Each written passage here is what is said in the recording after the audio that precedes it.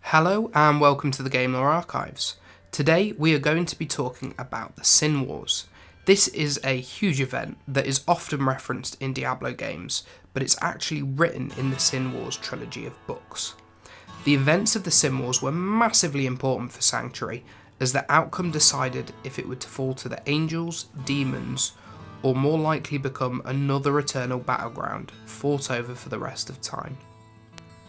It will come to change the tide of the eternal conflict, as humanity's continued existence has the biggest impact on the war between heaven and hell, but we will discuss this a little later on. Before we go any further, you know what's coming, hit that subscribe button and have a browse through the rest of the videos. We have a whole host of things to watch, more lore series, some let's plays, and loads coming up. Now, before we go into the actual story of the Sin Wars, we need to set a little backdrop. Sanctuary was created, as we've said before, by Inarius, The renegade angel, and also by Lilith, the renegade demon. They created a sanctuary where angels and demons could live in harmony and could be free from the eternal conflict. They mated and created the Nephilim. The demons and angels were worried about the power of this new race and needed to decide what to do with them. Lilith, worried that they would exterminate her children, killed all the angels and demons except Inarius. In the angel's rage, he banished his lover to the void and manipulated the World Stone to suppress the Nephilim's powers. Inarius kept an eye on his creation and carefully protected it from the influence from heaven or hell. Unfortunately, humanity's curiosity was something he couldn't control, and they eventually summoned a demon. Humanity had invited a denizen of hell into Sanctuary, and it was very soon that more of hell's influence crept into the world. About 90 years after the demon was summoned, the prime evils began to corrupt Sanctuary through the Triune. This was a church set up by the demons that was outwardly good but with evil intent. They wanted to corrupt the humans to try and sway the tides of the eternal conflict. Inarius saw this and decided to set up the Cathedral of Light to counter the Triune and protect his creation from his demons. This sparked a race between the two churches to bring as many people onto their side as they could. It is with these two organisations waging their sin war that the books are set. The story starts with a farmer called Ul-Diomed, who lived in a small village. His family was ravaged by plague until only he and his brother survived. Mendelian Ul-Diomed is the name of Odyssean's brother, and although Odyssean was content to tend to his family's farm, his brother is somewhat more academic and was keen to learn more about the world. This tragic end to his family meant that Odyssean was bitter towards the two great churches of Sanctuary. Both the Triune and the Cathedral of Light had nothing but hollow words to offer, and he found no comfort in either of them. He was content to ignore them and not commit either way. The churches would often send out missionaries to bring more people into their fold, and missionaries from both churches were in the village that Odyssean lived. As the day went on, one of each of the missionaries was found murdered, and Odyssean's knife found in one of the bodies. He was accused of the murders and put into jail to be questioned by representatives of each church. Throughout all of this, Odyssean had been growing close to a mysterious lady called Lilith. She had fled from one of the great cities as her family were killed there. And as Odyssean's incarceration lengthened, he began to develop strange powers.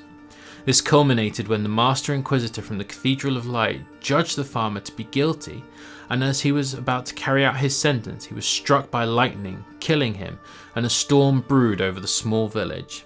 This was a manifestation of Odyssean's power, which Lilith encouraged him to find within himself.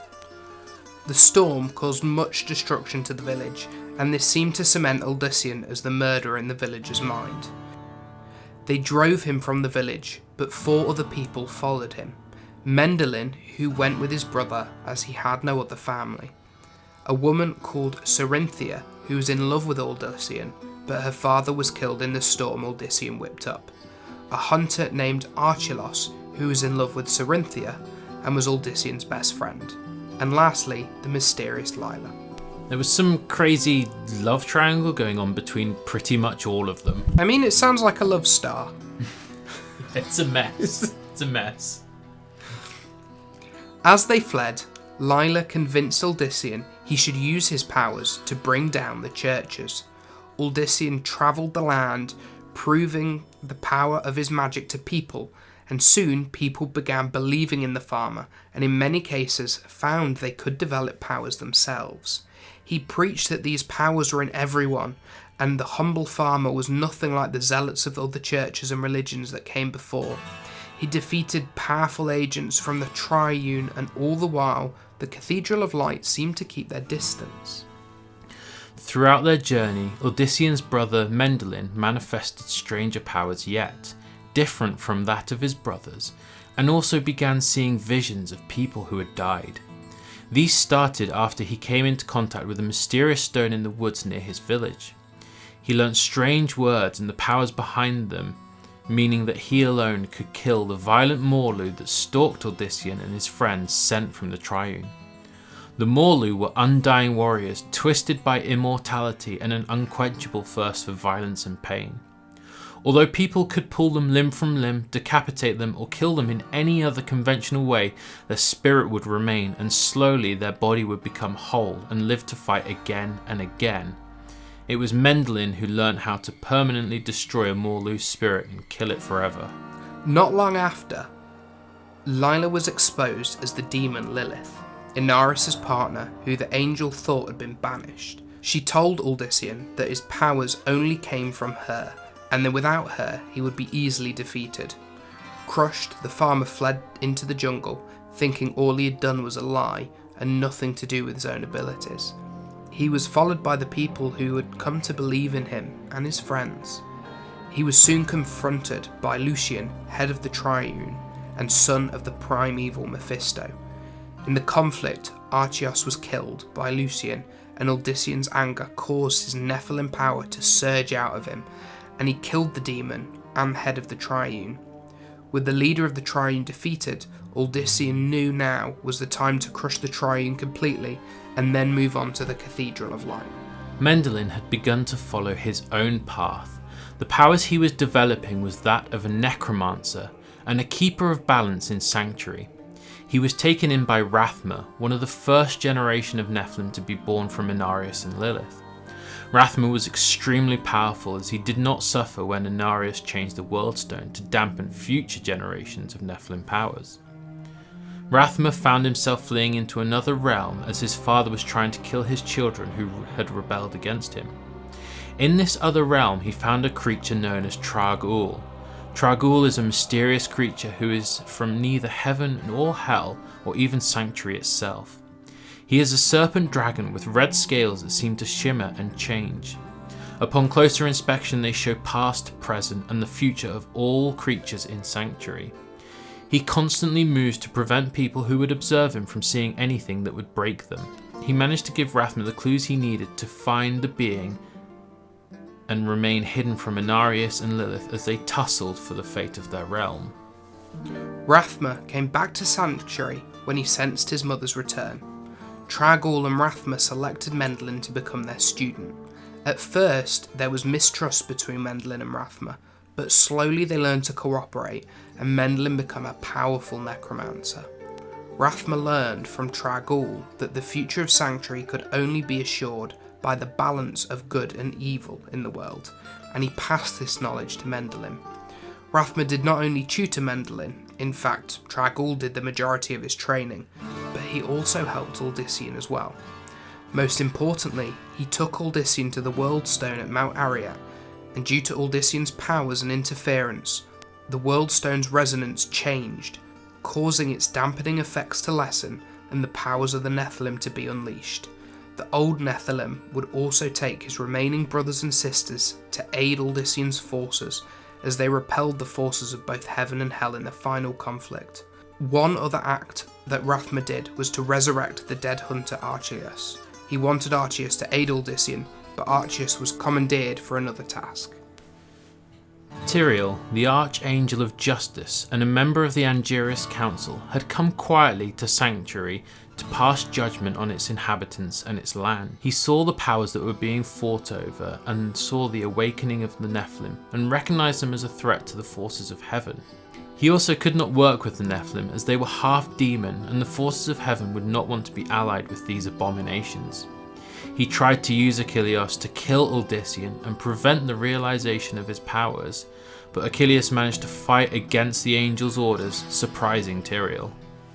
Ul-Diomed destroyed the Temple of Trireme in the city of Terosia, and in the conflict he thought he had defeated Lilith, but she managed to escape. His ranks swelled, and he began to mop up the remains of the Church of Demons. Soon it was time for Ul-Diomed to face Inarius and the Cathedral of Light in battle. Inarius was a powerful angel, but he had tied the powers of the World Stone to him, making him even more powerful. Unfortunately for Inarius, Ul-Diomed had changed the resonance of the World Stone. This meant that the Nephilim regained their power at an unprecedented rate, and Ul-Diomed was even more powerful.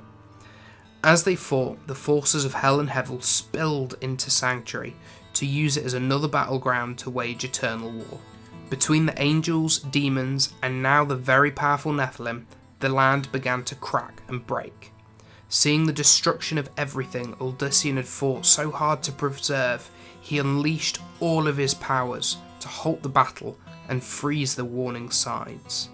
They were pushed back to the realms they had come from. He then absorbed all of the Nephilim's power to perfect Sanctuary and use it to repair the land. It was at this point that it became clear Ul-Diomed had risen in power above both demons and angels, and had more power than the combined might of both the forces.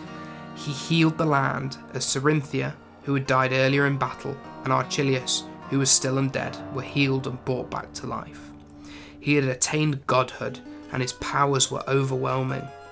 Unfortunately, the powers he had absorbed into him were far too much to contain, and he had to sacrifice himself to direct his powers in a safe way that would heal instead of destroy. It then fell to the Angiris Council to decide on the fate of humanity, and although the balance tipped towards its destruction, Ul-Diomede's sacrifice caused Tyrael, the Archangel of Justice, to change his mind. This meant the vote was swung towards sparing humanity and allowing them to find their own way. A deal was then made between the Angiris Council and Mephisto to leave humanity to find its path free of influence, and mankind's memory was wiped, and the memories were replaced so that humanity thought a second plague had spread through the land. A few of Ul-Diomede's closest friends remembered his legend in spite of this, and so his legacy would live on. Mendelian wrote the events in the books of Callan. Callan was a name given to Mendelian as the founder of the Priests of Rathma. And eventually the books were studied by old Deckard Cain, and Ul-Diomede's story came back into the light. And that wraps up the Sin Wars books, a very long trilogy. Boiled down very quickly. And as always with these book episodes, it is just an overview, so we do recommend reading the whole books to get all the little details. But I don't think Joe was the biggest fan of the Sin Wars. They should have been boiled down to 2 books maybe instead of 3. If I were to review it, I would say read all of book 1, read all of book 3, and probably not worry too much about book 2.